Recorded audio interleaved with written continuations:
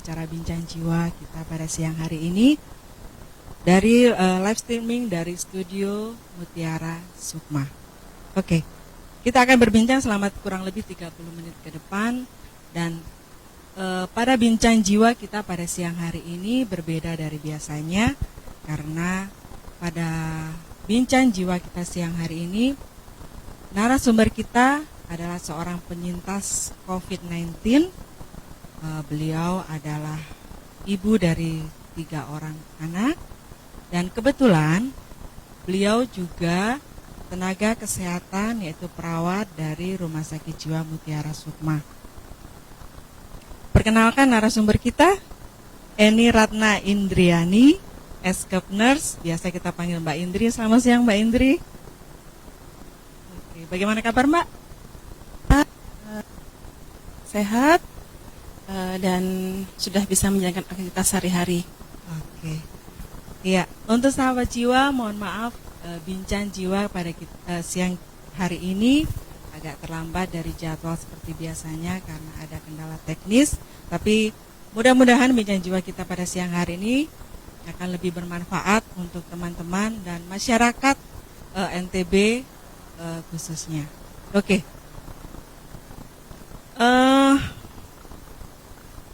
Bagi sahabat jiwa yang ingin berkomentar atau mengajukan pertanyaan, silakan langsung tulis pada kolom chat, kolom komentar, dan nanti narasumber kita akan atau kita sama-sama akan menjawab pertanyaan dari rekan-rekan dari sahabat jiwa. Pertanyaan pertama, Mbak Indri. Apa yang dirasakan saat gejala COVID-19 menyerang? Oh ya, saya mengalami gejala awal itu jadi sekitar tanggal 15 Juni ya. Saat itu saya merasakan tubuh saya itu seperti meriang dulu. Terus pada saat saya aktivitas sehari-hari selama bertugas di Poli itu saya rasakan itu awal sebelum saya demam itu mata saya gatal. Mata saya gatal seperti ada benda yang berjalan, seperti ada benda hidup yang berjalan. Banget. Dan itu sampai 4 hari berlangsung. Terus hidung juga gatal. Jadi mata hidung itu gatal. Jadi selalu mau gitu rasanya ya, nggak nyaman. Tapi kan pakai masker ya. Jadi udah saya segera lari dengan sabun gitu, cuci tangan. Baru saya kemudian keringkan dengan tisu, pakai masker lagi. Tapi itu kok terus ya gatal. Nah setelah itu saya demam. Saya demam, bersin biasa seperti gejala flu gitu. Ya biasa, karena mungkin kondisi tubuh saya lelah ya, capek, karena saat itu saya masih harus bolak-balik ke rumah sakit rawat orang tua yang saat itu opnam di rumah sakit kota karena stroke ya. Jadi sambil aktivitas itu saya paksakan diri ya. Sebetulnya memang saya tahu bahwa kalau kita sedang kondisi tidak enak harus istirahat ya, tapi karena saya merasa juga sebagai tanggung jawab kita ya sebagai tenaga kesehatan, saat itu juga ada yang sakit, kurang tenaga, biasa kan kita harus saling membantu masuk kerja. Dan saat itu saya di Polisarap, tugas Polisarap. Dan saya sempat minta resep dengan dokter saat itu yang sedang bertugas, Dokter Galvan, minta resep untuk gejala yang saya alami. Oke, setelah itu saya minum obat, tapi kok sore harinya itu setelah saya pulang dinas, kok demam saya naik 38,5. Nah, demam saya tinggi, naik, terus saya minum lagi obat paracetamol, minum lagi, bisa istirahat. Ya, masih gejala-gejala. Terus malamnya saya ke dokter keluarga, karena saya takut ini berlanjut karena demam sekali. Saya khawatir Senin nggak bisa masuk. Jadi kita kan PNS, tenaga kesehatan juga punya aturan dalam kita bekerja harus ada surat sakit. Nah, saya antisipasi itu, gitu. Jadi saya buat surat istirahat ke dokter juga, gitu. Dikasih surat keterangan dokter. Saya istirahat di rumah selama 3 hari. Oke. Saat sudah timbul serangan seperti itu, apa yang Mbak Indri lakukan sebelum ini kan ke dokter dan segala macam kan belum dilakukan swab ini kan? Nah, Ya. apa tindakan Mbak Indri? Oh iya, sebelum tindakan swab, tetap ya saya tuh tetap mematuhi namanya protokol COVID. Tetap di rumah pun saya selalu menggunakan masker karena kondisi saya juga flu. Saya tidak ingin anak-anak saya kena karena saat itu kan saya memang jarang ada di rumah karena saya lebih fokus ke orang tua yang sedang dirawat di rumah sakit kota ya. Jadi saya harus bisa jaga kondisi juga anak-anak selamat juga. Saya juga bisa tetap merawat orang tua yang sakit saat itu. Tetap saya menggunakan itu sih menggunakan APD tetap. Terus itu di rumah sakit kota panasnya tinggi. Jadi saya dengan inisiatif saya memeriksakan diri ke UGD-nya. Di sana hasil saya negatif, tapi hasil ronsen saya ya non reaktif. Tapi IgG-IgM ya, tapi hasil ronsen saya itu menjurus ke pneumonia yang mengarah ke COVID, begitu menurut dokter. Saat itu memang kondisi saya dalam perjalanannya selama 1 minggu gejala dari awal yang tadi saya sampaikan di awal, itu saya bertambah. Jadi bertambah gejalanya sakit tenggorokan, sulit menelan, ada batuk sedikit, kemudian mulai berat nafas. Nafas mulai berat saat itu, ya sudah 1 minggu. Nah, oleh dokter saya disarankan untuk karantina mandiri. Nah, tapi karena orang tua sedang dirawat di rumah sakit dan tidak ada yang menunggu, saya tidak pulang ke rumah untuk karantina mandiri, tapi saya tetap merawat orang tua di rumah sakit kota. Tetap, tapi saya menggunakan prosedur COVID juga untuk merawat orang tua. Karena saya sudah disampaikan oleh dokter di awal bahwa ini mengarah ke COVID, saya sudah waspada di situ. Waspada untuk bagaimana supaya orang tua saya tidak terkena, karena orang tua saya dengan komorbid juga, dengan hipertensi dan stroke, seperti itu. Ya. Oke. Setelah mengetahui hasil swab positif kan saat di IGD tadi langsung Mbak Indri dirawat di rumah sakit kota. Nah, hasil pemeriksaan ini keluar berapa lama? Saya menunggu cukup lama untuk, jadi gini, waktu saya di tanggal 21 itu saya ke UGD dan dilakukan pemeriksaan. Itu sampai 1 minggu saya menunggu itu belum ada telepon kan ya. Jadi saya cuma bertahan 3 hari di rumah sakit. Saat saya disuruh pulang itu kan saya nggak pulang nih, saya di rumah sakit. Saya 3 hari sudah mulai sesak. Saya putuskan pulang untuk istirahat di rumah. Nah di rumah itu saat saya istirahat di rumah itu ada COVID nih, belum. Akhirnya saya kebetulan kan ada kawan yang jualan herbal. Jadi saya tuh kawan saya ini juga petugas rumah sakit dan dia sebagai petugas KTP jelas COVID ya.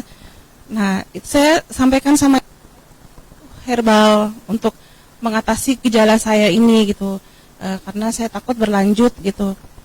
Nah dari situ kawan saya ini mulai curiga bahwa saya ini positif. Saya bilang saya belum swab, rapid saya negatif. Saya bilang gitu, ya non reaktif.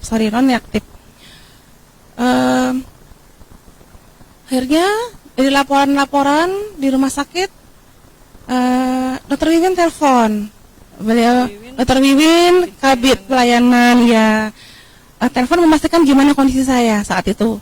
Memang saat itu saat ditelepon saya sesak sekali ya, jadi tidak mampu bicara banyak.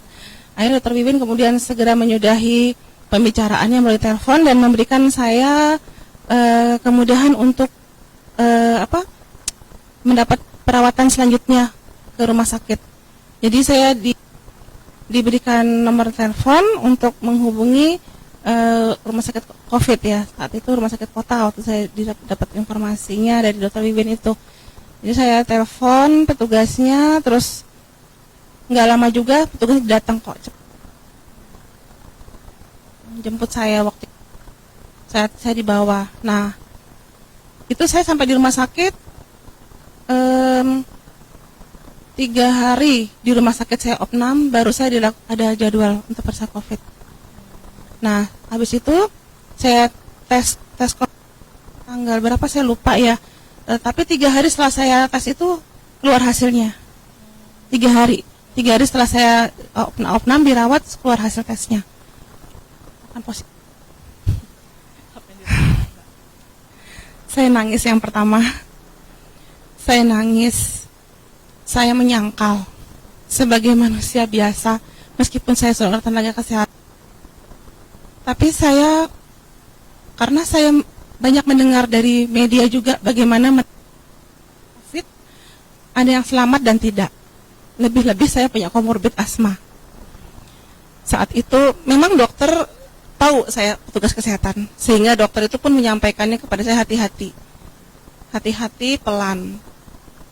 Saya udah, astagfirullahaladzim, saya istighfar, ya Allah saya COVID, apa yang harus saya lakukan ya Allah gitu. Saya sudah bertemu dengan keluarga saya semua, meskipun saya sudah isolasi, tapi ini virus. Saya ngerawat orang tua saya di rumah sakit selama 1 minggu. Saya di rumah sakit ngerawat orang tua. Saya tetap berdoa semoga semua orang yang saya temui tidak terkena virus dari saya, termasuk teman-teman saya semua yang bertugas. Saya saat itu langsung saya terbesit pikiran saya, ya Allah, di saraf saya bertemu dengan Mbak Novi saat itu yang bersama saya. Belum lagi saya bertemu dengan banyak orang di poli ya. Cuman berdoa semoga semua tidak terkena virus dari saya itu. Tapi syukurnya enggak ya. Syukurnya tidak, alhamdulillah ya. Dari teman-teman udah dites, akan negatif. Alhamdulillah itu saya orang tua saya juga 3 kali cek lab reaktifnya tuh hasil rapid testnya itu non reaktif. Ya. Karena Mbak Indri menerapkan tetap ya Iya, protokol kesehatan. tetap saya menerapkan itu. Iya. Oke. Dan selama menjalani masa karantina ini Mbak di rumah sakit darurat ya waktu itu ya. Gimana Mbak Indri waktu itu diam? Saya selama di rumah sakit itu, dari rumah sakit kota itu saya mengalami perpindahan kamar berkali-kali ya. Jadi ada lapis-lapisannya. Jadi dari saya ruang isolasi itu saya langsung di ruang PDP. Itu ruang PDP saya selama 8 hari dirawat karena memang klinisnya cukup berat. Saat itu diagnosa dokter gagal nafas, pneumonia plus positif COVID waktu itu.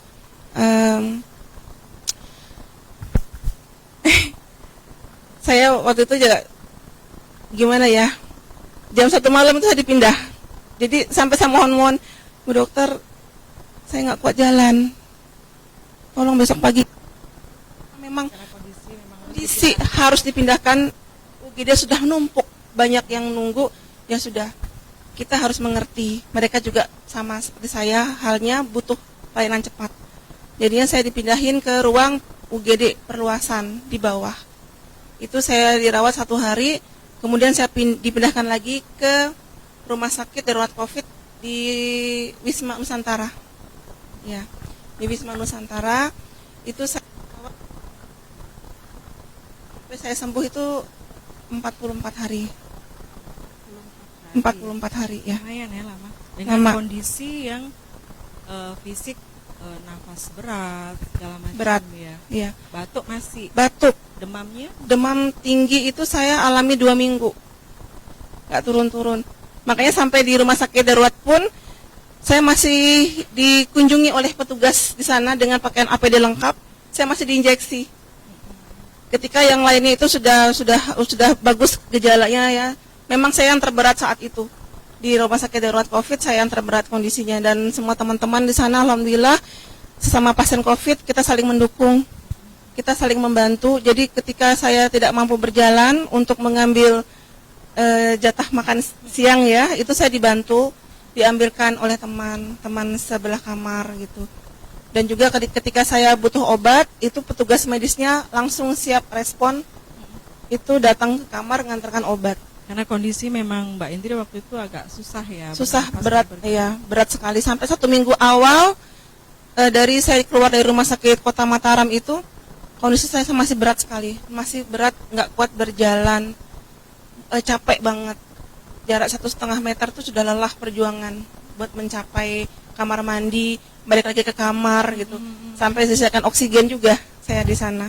disiapkan oksigen juga gitu. Jadi memang perjuangan berat saya itu 2 minggu di rumah sakit darurat itu, saya 2 minggu itu baru ada tanda-tanda menuju perbaikan yang bagus di situ. Karena itu tadi, saya harus bisa menerima sakit saya ini, bagaimana saya harus bisa melawannya.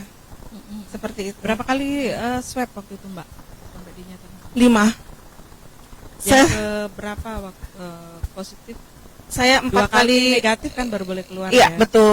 betul sekali. 2 kali negatif baru boleh dipulangkan dengan surat Berarti yang dari swab 1 sampai 3 tuh masih positif ya waktu itu? positif, ya. Sempat stres juga,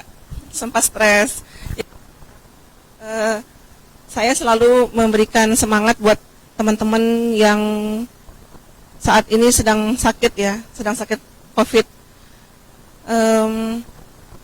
Jangan memikirkan hasil tes untuk besok itu positif atau negatif, karena itu sangat berpengaruh terhadap stres, dan stres itu bisa menurunkan imunitas kita gitu. Jadi fokus kita bagaimana supaya kita sehat dulu, sembuh itu. Dan itu yang selalu saya diberikan motivasi oleh sahabat-sahabat teman. Sudah nggak usah pikirin positif negatifnya Mbak, yang penting fokus sehat, fokus sembuh begitu. Jadi motivasi seperti itulah yang membuat saya itu semangat kuat, bagaimana saya harus bangkit gitu. Pun jalan saya tertatih-tatih untuk latihan olahraganya itu.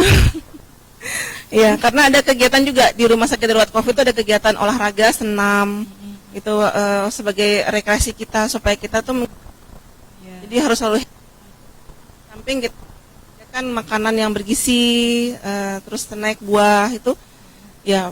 Tapi memang lebih penting bagaimana kita merasa bahagia ya. Betul sekali. Mengurangi stres, betul ya. sekali. Saya sangat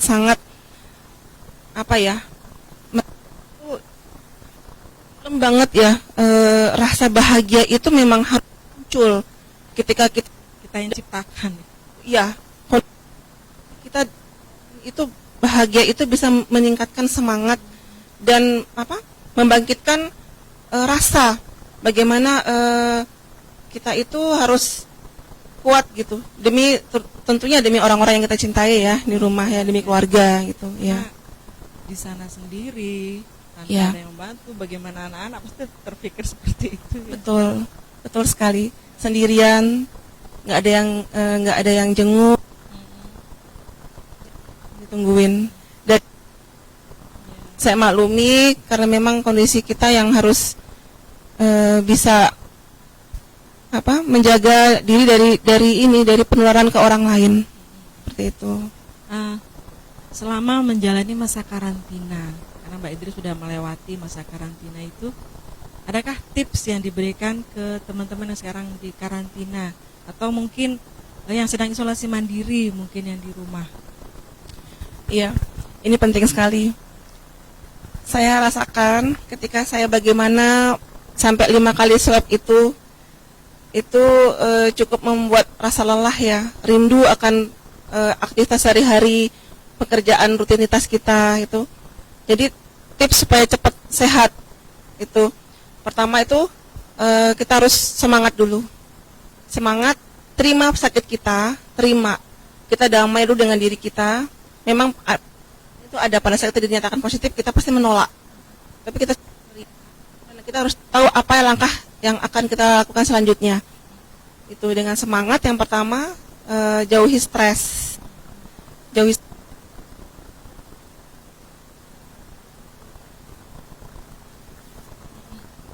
untuk kita supaya bisa rasa bahagia itu, rasa ceria, semangat tuh.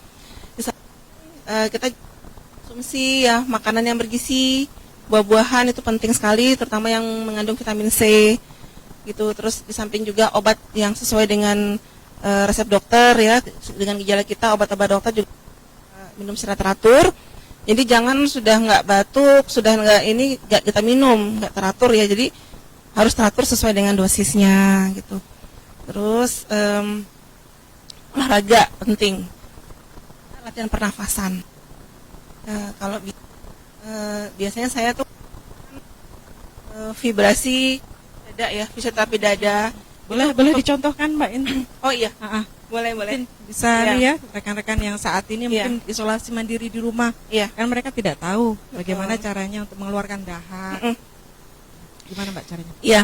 Jadi gini, yang saya lakukan ketika saya batuk kan saya waktu itu susah bernafas ya, berat, terus susah tidur. Jadi saya rutin setiap pagi sore itu atau mau menjelang tidur itu saya kasih dulu minyak kayu putih, badan saya biar hangat ya. Kemudian saya ini lakukan tepuk di daerah sini, tepuk dada. Di sini saya lakukan ini sampai 2-3 menit lah ya, sampai berasa enak. Terus itu memang fitnya memang benar-benar batuk pasti, karena ada reaksi, terasa sekali itu seperti ada yang kayak terasa kayak pas, kayak ada yang lepas gitu, di sini tuh ada kayak, terus kayak jadi kayak ada membuka di sini itu, ada tahapannya. Sebetulnya kalau ini bukan COVID, kalau sakit batuk biasa itu di punggung juga dilakukan sama, di belakang, di punggung, ditepuk-tepuk. Ini bisa untuk bayi, anak-anak, orang tua, jadi aman ya, cuman di begini. Dan saya juga mengajarkan kepada teman-teman saya selama di rumah sakit COVID. Jadi saya ajarkan, jadi karena kita jaga jarak, kita nggak boleh bertemu di situ. Jadi lewat handphone itu untungnya kita mesti boleh bawa handphone. Jadi di handphone tuh saya memberikan juga edukasi ke teman-teman yang sesama saya sedang sakit. Selain relaksasi, musik relaksasi, hipnoterapi yang dikirimkan oleh pihak rumah sakit jiwa saat itu ketika saya mengalami down, stres, itu saya dikirimkan video, itu juga saya berikan edukasi buat teman-teman supaya semua semangat. Hanya itu saja sih tipsnya. Oke. Sebelum kita lanjut Mbak Indri, kita saksikan dulu iklan layanan berikut ini.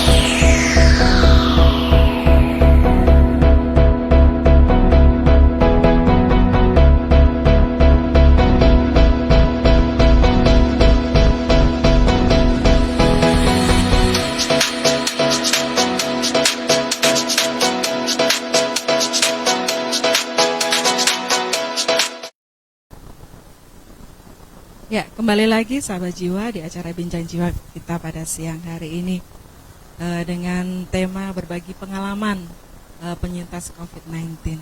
Oke Mbak Indri, selama di karantina, tentunya tadi Mbak Indri katakan banyak dukungan dari banyak pihak.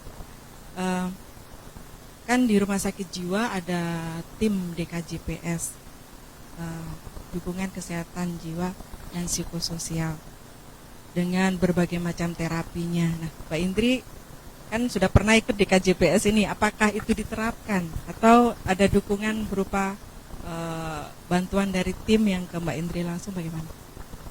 Oh iya, alhamdulillah saya itu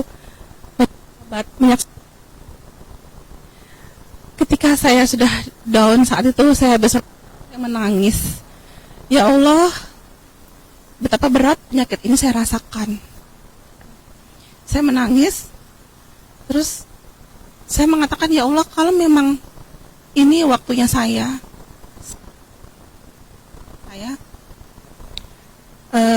titip anak-anak saya, keluarga, teman-teman saat itu ya, stres itu. Terus, saya pas mau ngaji, buka HP, saya ada baca WhatsApp dari Pak Nengat biasa. Ya, psikolog kan Allah itu ini obatmu gitu. Saya di WhatsApp diberikan semangat support itu.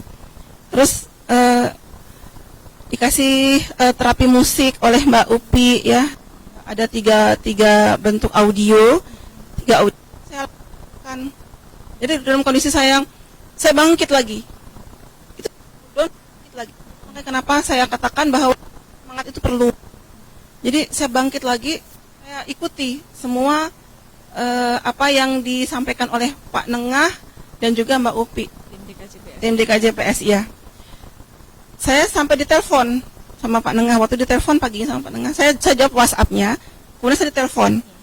Gimana kondisinya Mbak gitu. Dalam kondisi yang saya masih berat bernafas, itu saya menjawab teleponnya. Saya ini tapi saya nggak kuat nafas gitu. Ini gimana kuat nafas kalau sesuai dengan teori ini gitu.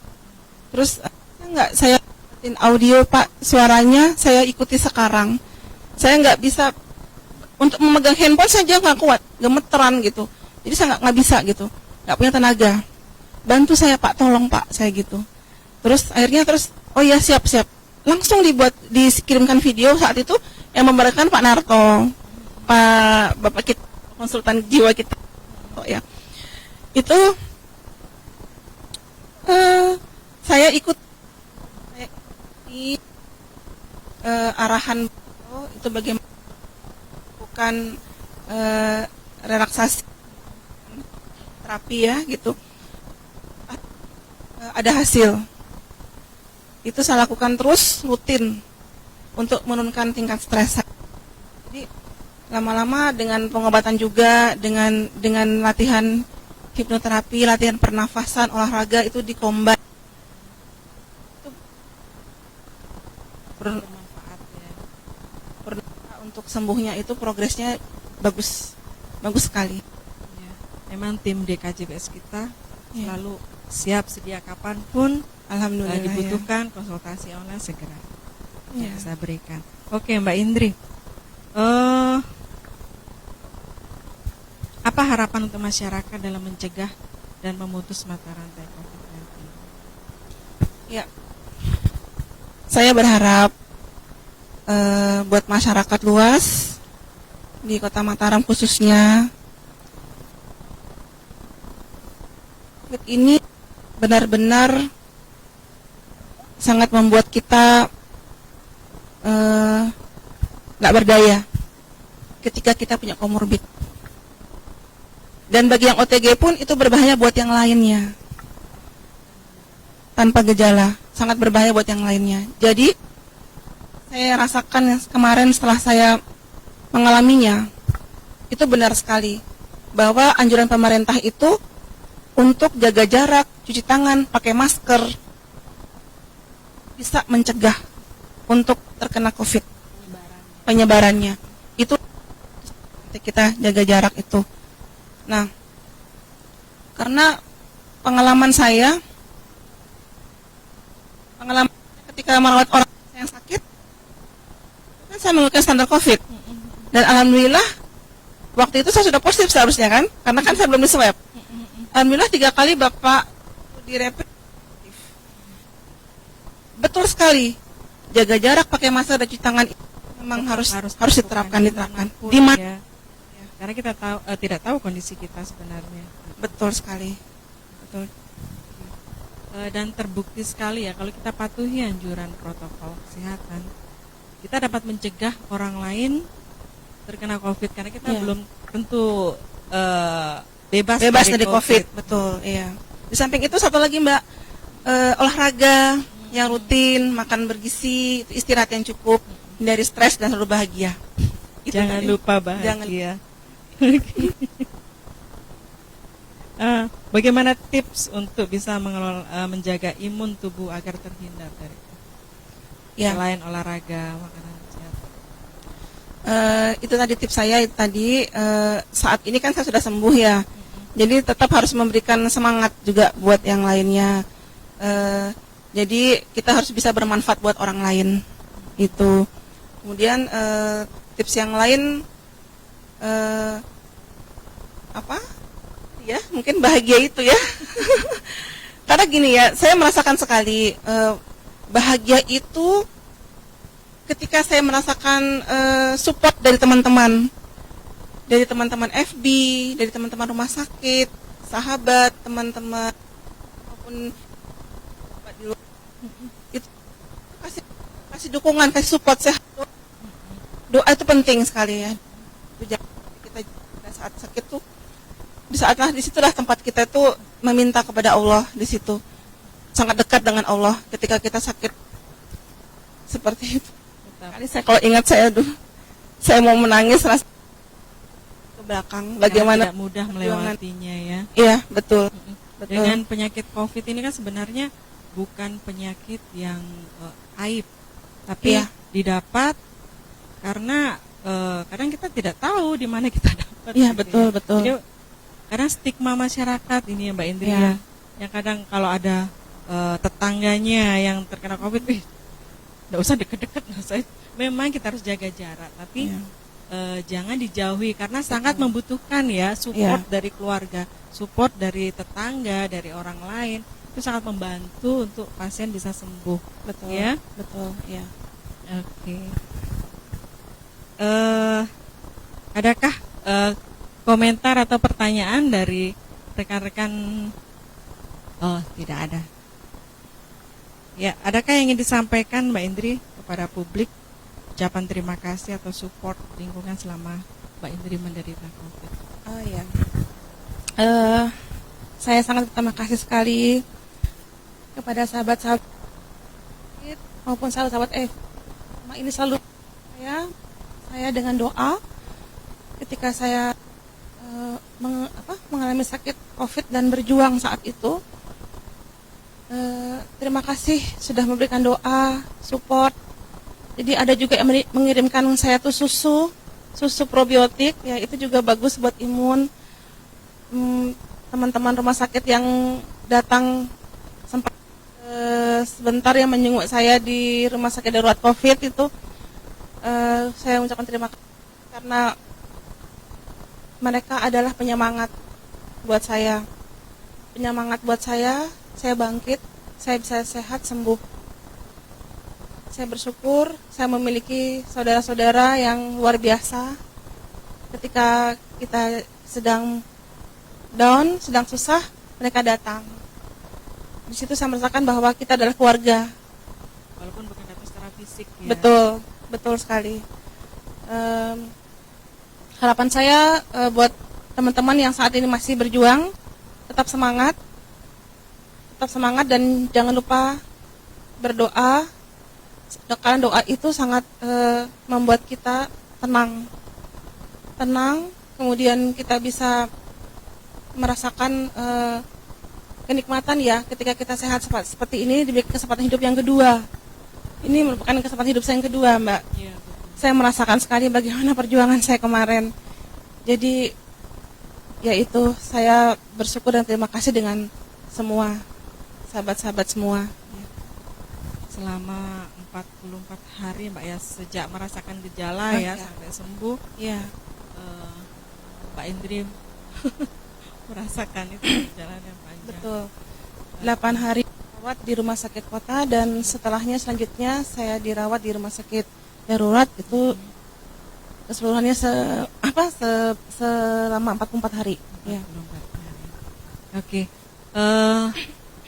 Sahabat jiwa, Mbak Indri salah satu tenaga kesehatan di Rumah Sakit Jiwa Mutiara Sukma yang sudah menderita COVID-19, sangat terbantu sekali dengan adanya tim DKJPS dari Rumah Sakit Jiwa. Jadi kami mengingatkan para sahabat jiwa, jika Anda membutuhkan layanan kami bersedia, tim kami siap sedia untuk memberikan konsultasi online kepada para sahabat jiwa. Silakan hubungi kami kapanpun Anda membutuhkan. Kami siap sedia. Dan sahabat jiwa, bertepatan dengan hari ini 17 September 2020, kita memperingati Hari Keselamatan Pasien Sedunia. Tema kita pada tahun ini, keselamatan tenaga kesehatan, keselamatan kita semua. Ayo peduli. Jadi saat ini kesehatan kita semua penting jangan abaikan protokol kesehatan. Karena anjuran pemerintah tersebut sangat bermanfaat untuk kita semua. Jaga diri sendiri, jaga keluarga, dan jaga masyarakat dimanapun kita berada, baik di rumah, di luar, di perkantoran, di pertokoan, dimanapun kita berada. Kita tetap patuhi protokol kesehatan, karena tidak mudah menjalani masa karantina atau menderita COVID-19, tidak mudah. Banyak pengalaman dari sahabat jiwa yang telah mengalami penyakit ini tidak mudah. Karena itu bagi sahabat jiwa yang masih sehat, yang masih kuat, yang masih bisa melakukan banyak hal saat ini, tetap patuhi protokol kesehatan. Gunakan masker di luar rumah, saat keluar rumah. Tetap cuci tangan, baik menggunakan sabun atau hand sanitizer, dan jaga jarak. Karena itu sangat penting untuk kita saat ini. COVID boleh ada, tapi kita akan hadapi itu bersama-sama. Saya, Narswanti, undur diri dari acara Bincang Jiwa kita pada siang hari ini. Bersama kru yang bertugas hari ini, kami pamit. Mohon diri, selamat siang.